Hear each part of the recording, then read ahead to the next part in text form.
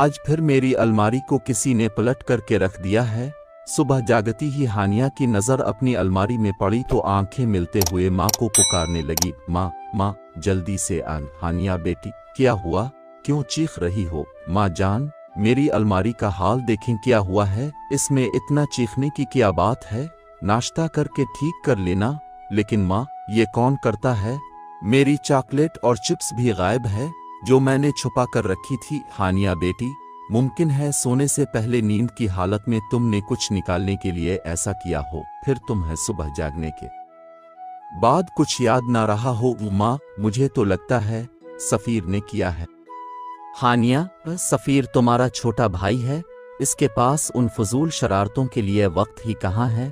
School, मदरसा, tuition और cricket academy रात के 10 बजे तो घर पहुंचता है, तो फिर जरूर मेरे कमरे में कोई भूत आ गया है। हानिया की बातों पर माँ मुस्कुराकर बावर्ची खाने में चली गई। नाश्ते के बाद हानिया ने अलमारी की तमाम चीजें सलीके से रख दें।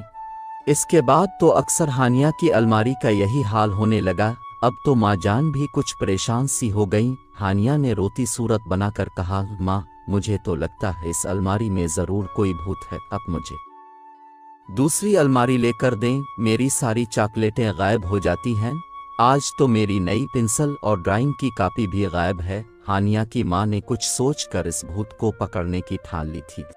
सफीर 10 बजे घर में दाखिल हुआ तो माँ ने कहा, सफीर बेटे खाना गर्म कर रही हूँ, जल्दी से मुंह धोकर आ जाओ। हानिया आपी ने आज खाना जल्दी खा लिया है और वो बेखबर सो रही है। सफीर अच्छा कहते हुए अपने कमरे में गया। खाने के थोड़ी देर बाद वो चुपके से हानिया के कमरे में दाखिल हुआ। हानिया गहरी नींद सो रही थी। सफीर मुस्कुराते हुए सोती हुई हानिया को देखकर अलमारी की तरफ बढ़ा और आहिस्ता से अलमारी खोली, कपड़ों को पलट करके कुछ तलाश करने लगा। साथ ही जेरे लब कहता जा रहा था, आपी की बच्ची सारी चीजें खा लें, कुछ भी नहीं रखा। फिर मुस्कुराया, हाँ मिल गया, वाह मजेदार निम्को। इसने जल्दी से पैकेट को जेब में डाला। सब चीजें बेतरतीब छोड़कर जैसे ही कमरे से बाहर निकला, माँ जान को सामने खड़ा पाया। अच्छा तो ये तुम हो अलमारी के भूत। सफीर कितनी बोरी बात है, मैंने तुम्हें इतना मसरूफ रखा है ताकि बोरी सोहबत से बच्चे रहूं, लेकिन तुम बहन को तंग करने से बाज नहीं आते। सफीर ने शर्मिंदा होते हुए कहा, माफ कर दी माँ जान, मैं आइंदा नहीं करूंगा। मैं हानिया आपी से भी माजरत कर लूंगा, हानिया से कुछ मत कहिएगा। हानिया ने सुबह जागकर अपनी अलमारी की ये हालत देखी तो फिर चीखने लगी। माँ आई और हानिया को इस हाल में देखकर मुस्कुरा दें। हानिया बेटी आज के बाद ऐसा कभी नहीं होगा। हानिया बोली, सच माँ जान, अपने भूत को पकड़ लिया क्या?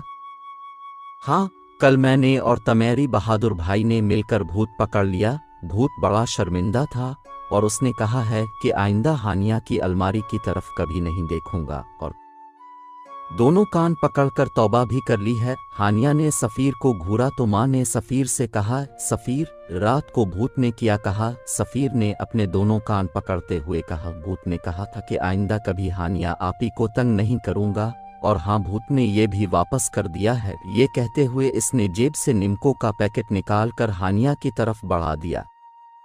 हानिया इस बात पर हंसी और उसे मुआफ करके दोबारा घर के बाग में इकट्ठे खेलने लगे।